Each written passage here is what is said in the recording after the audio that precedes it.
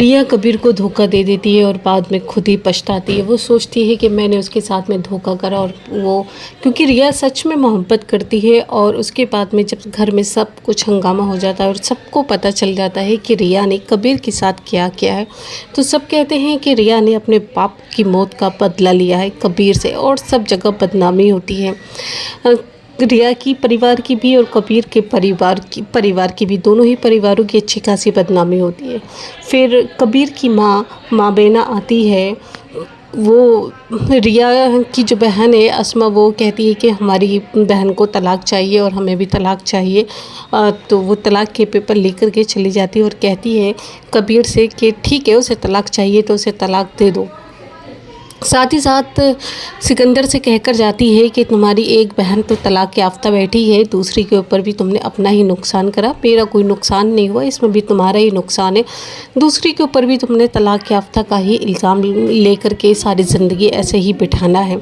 इस तरीके से रिया और कबीर की जो ज़िंदगी चल पड़ती है। उसके बाद में रिया हो जाती है प्रेग्नेंट। जी हाँ, रिया प्रेग्नेंट हो जाती है। जैसे उसे बात पता चलती है तो कंफ्यूज हो जाती है और सोचती है कि किसे बताऊं, लेकिन आखिरकार वो अस्मा को बता ही देती है। और फिर अस्मा से को जैसे ही बताती है तो अस्मा कहती है कि नहीं, कबीर की औलाद को, उस गंदे खून को हमें अपने घर में तुम जन्म नहीं दोगी, हम इसको अबॉर्शन करा देंगे और फिर तुम्हारी कहीं और शादी करा देंगे। और भले वो तलाक ना दे रहा हो, लेकिन हम ऐसा ही करेंगे, हम नहीं चाहते कि हमारे घर में उसका खून आए। और उधर कश्यप को जब पता चलता है तो कश्यप हाथ जोड़कर कहती कि रिया क्यों अपनी ज़िंदगी ख़राब कर रही हो।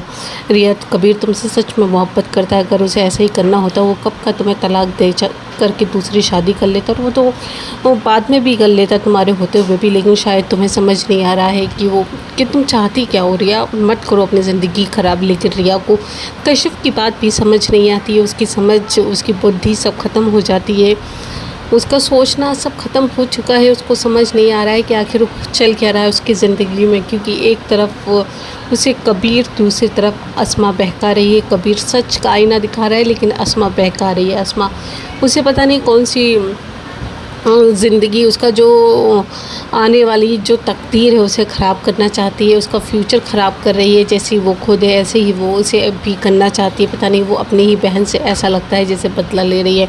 और आखिरकार एक दिन उसे भी समझ आ जाएगा कि वो अस्मा उसी से बदला ले रही थी। कबीर ये सोचता रहता है।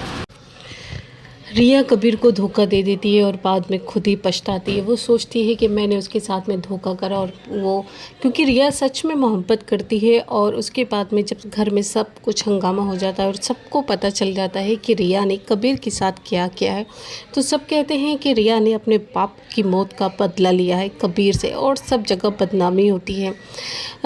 रिया की परिवार की भी और कबीर के परिवार की भी, दोनों ही परिवारों की अच्छी खासी बदनामी होती है।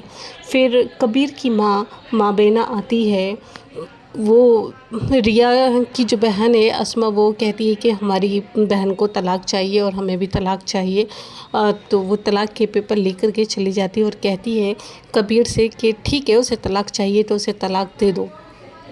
साथ ही साथ सिकंदर से कहकर जाती है कि तुम्हारी एक बहन तो तलाक याफ्ता बैठी है, दूसरी के ऊपर भी तुमने अपना ही नुकसान करा, मेरा कोई नुकसान नहीं हुआ, इसमें भी तुम्हारा ही नुकसान है। दूसरी के ऊपर भी तुमने तलाक याफ्ता का ही इल्ज़ाम लेकर के सारी ज़िंदगी ऐसे ही बिठाना है।